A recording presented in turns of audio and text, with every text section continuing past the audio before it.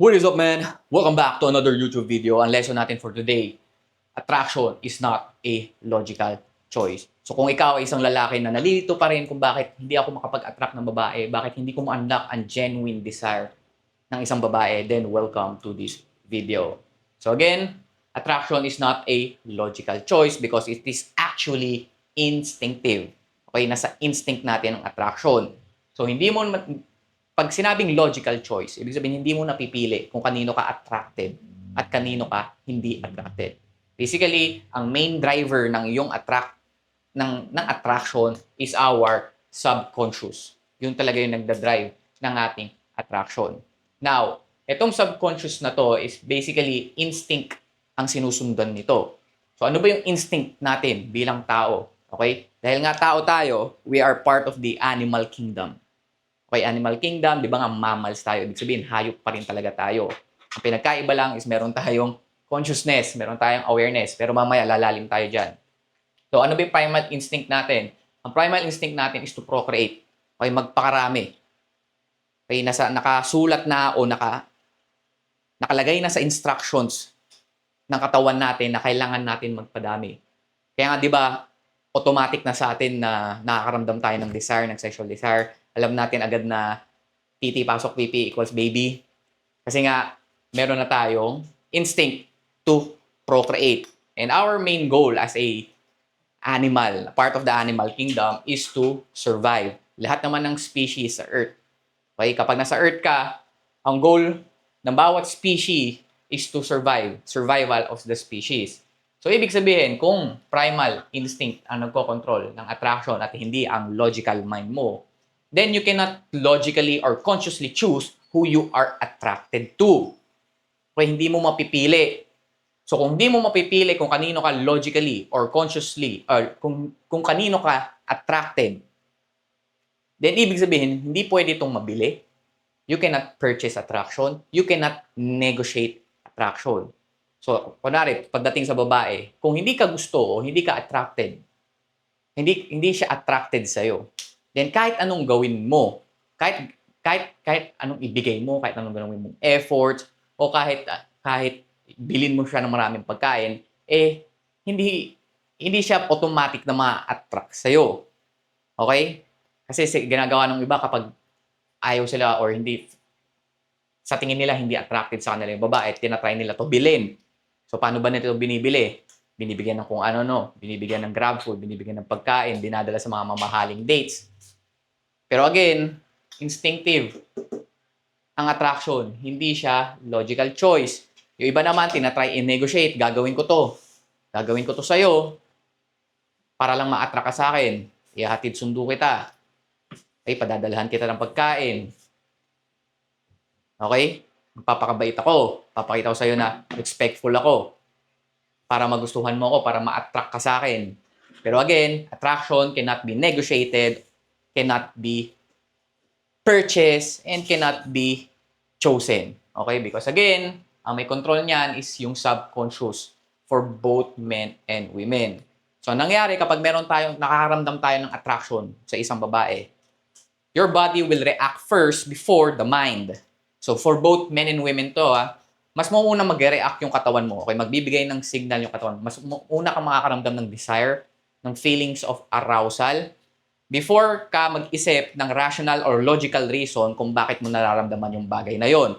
So, ibig sabihin, magsisend muna yung katawan mo ng signals that you are sexually attracted to a woman. Ganun din sa babae. Magsisend muna sa kanila yung katawan nila ng signal na sexually attracted sila sa lalaki before sila mag-isip kung ano ba, before sila mag-isip ng logical reason kung bakit.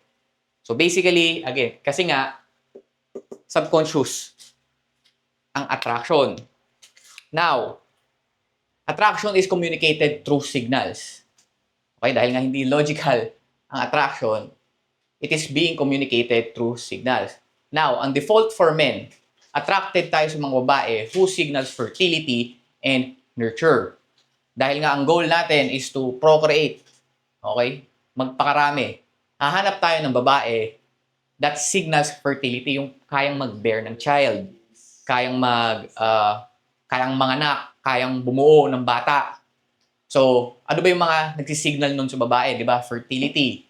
Pag fertility, ibig sabihin, maganda yung skin, vibrant yung skin, very glowy, malaki yung boobs, malaki yung balakang. It signals na fertile. It signals na kaya niyang magdala ng bata. And also, nurturance, ibig sabihin, kaya niyang mag-alaga o at magpalaki ng isang bata. Kaya attracted tayo sa mga babaeng, yun nga, na magaganda, yung sa tingin nating maganda, na mapuputi, magaganda yung skin, makikinis, malalaki yung joga, malalaki yung tewo. Because again, it signals fertility. And also, kaya na-attract tayo sa mga babaeng mababait, submissive, very soft, kasi nga, it signals nurturance, in which, ang ano lang noon is, nagsisignal sila na meron silang high estrogen. Now, ang default naman sa mga babae, attracted sila sa mga lalaking who signal strength. Okay? Not only physically, but also emotionally and spiritually. And also, nagsisignal ng future provision because this signals high testosterone. These two, ito, mga sex hormones yan, is very essential in order for you to procreate. Okay? Para dumami. Okay? Para mag-survive ang isang species. Kung walang babae, kung wala iniisa dito, then walang procreation. That's why it's really important na ito, na alam mo to.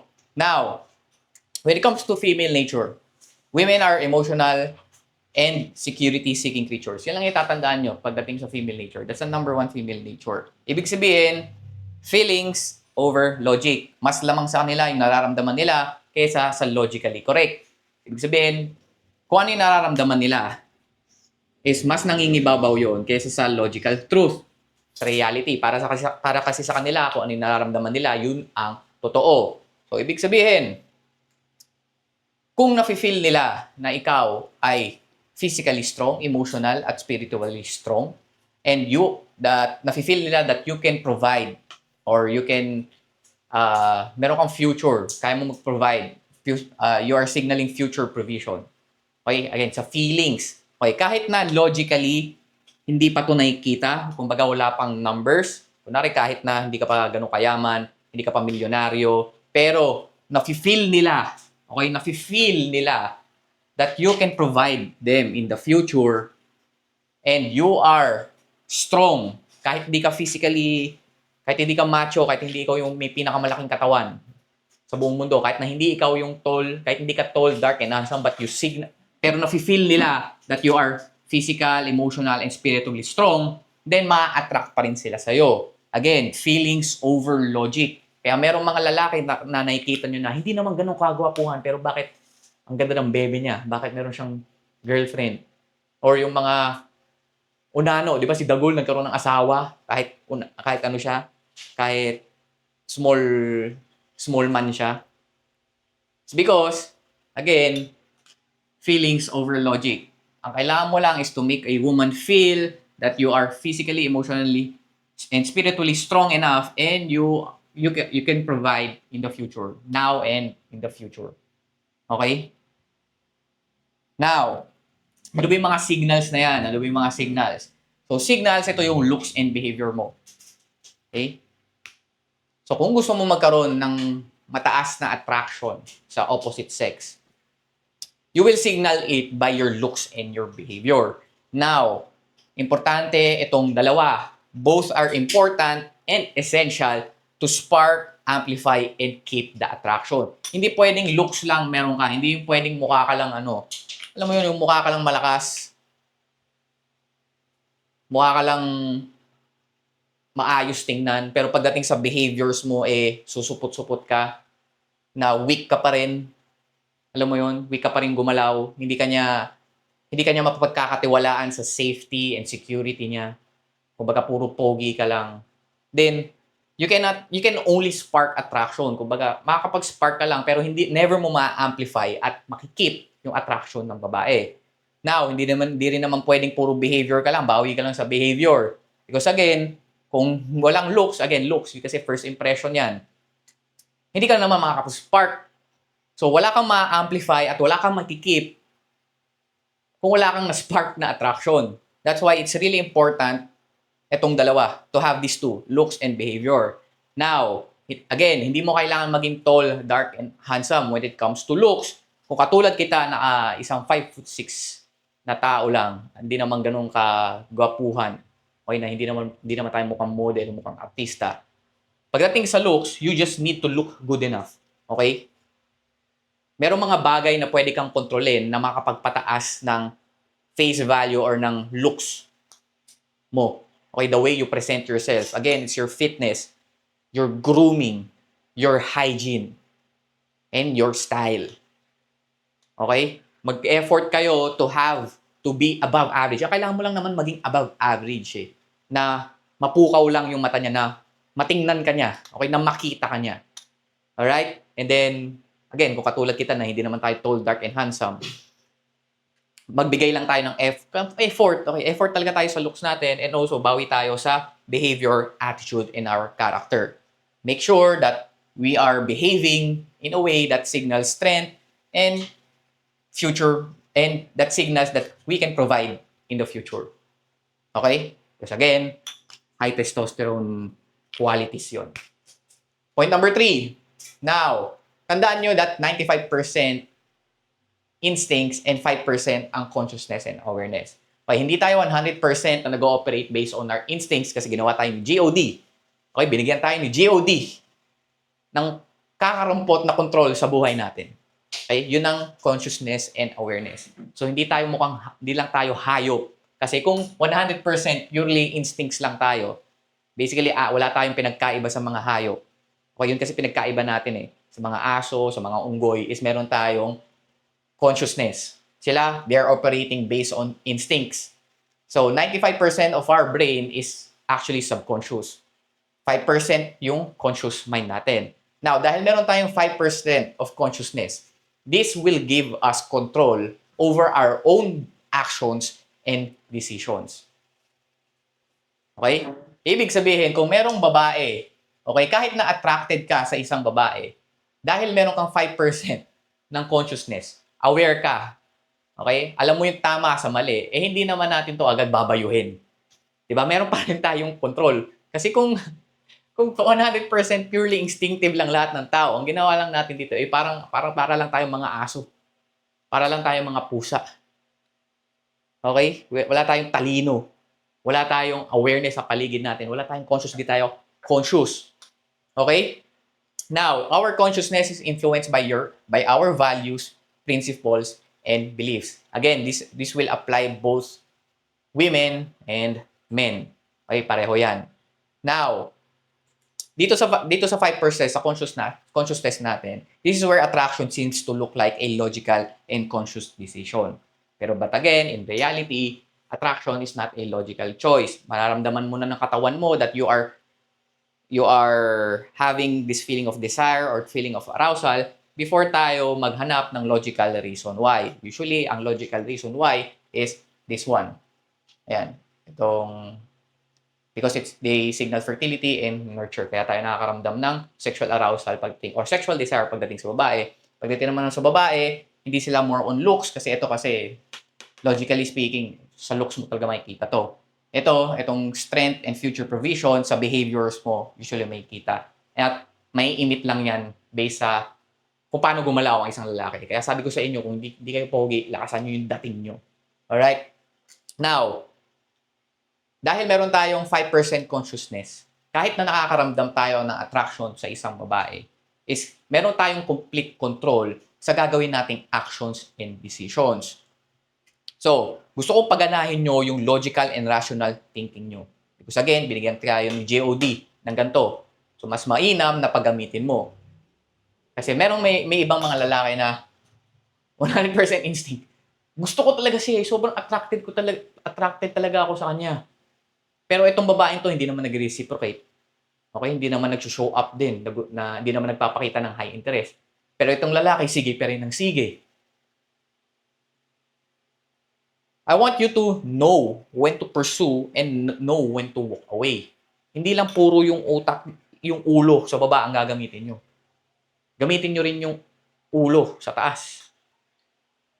Pag nakikita nyo yung babae na hindi naman attracted sa inyo, Hindi ibig sabihin nun na, kailangan ko pa mag-effort. Kailangan ko pa damihan yung efforts ko. Hindi. Ibig sabihin nun, kaya hindi attractive sa yung babae because you are not signaling strength and future provision. So I want you to reflect, saan ba ako nagmumukhang weak physically? Saan ba ako nagmumukhang weak emotionally? Saan ba ako nagmumukhang weak spiritually? And then i-improve mo yon. Then when it comes to looks, ayan, ganun eh. When it comes to your looks and behavior, basically, saan ba ako nagmumukhang weak? And then, yun yung i-improve nyo. Now, kapag meron pa rin babae na sa tingin nyo, again, na kahit naman na sa tingin nyo, you are physically, emotionally, spiritually strong, and you are signaling future provision, for example, sa behavior nyo, just like meron kang ambition, meron kang purpose, meron kang passion, usually yun kasi yung nagsisignal ng future provision eh. Pero hindi ka pa rin niya gusto, then ibig sabihin, attraction cannot be negotiated. Okay, na hindi ka talaga niya gusto. Okay, may mga bagay sa kanya na mas naaaraw siya. Ganyan. Pero ito talaga yung default. Mainly ito talaga. Again, meron din siyang consciousness, meron din siyang sariling values, principle, and beliefs. So basically, kahit na ganito ka na, kahit na ito, kahit you're the perfect guy for her, meron pa rin siyang filter such as their value, principle, and belief. Alright? So that's why, pagaganahin nyo yung logical mind nyo pagdating sa babae. Kapag hindi na kayo gusto, learn how to walk away. Okay? Pag nakikitaan nyo ng high interest, then continue pursuing. Alright? So kung gusto nyo pa ng mas malalim na tulong or malaman kung ano yung ang diskarte ko na tinatawag kong modern ligaw, meron akong school community na pwede nyo salihan for free for 7 days yon. Andyan sa link sa description box or nakapin dyan sa comments. Meron ako laging doon. Para sa mga gustong makausap ako personally, online, meron ako laging Sunday calls doon. Every Sunday, meron kaming Q&A calls. Kung gusto niyo humingi ng advice, makinig, tumambay, meron doon every Sunday. So, check nyo yung link. Meron dyan 7 days for free. Yun lang. Let's go.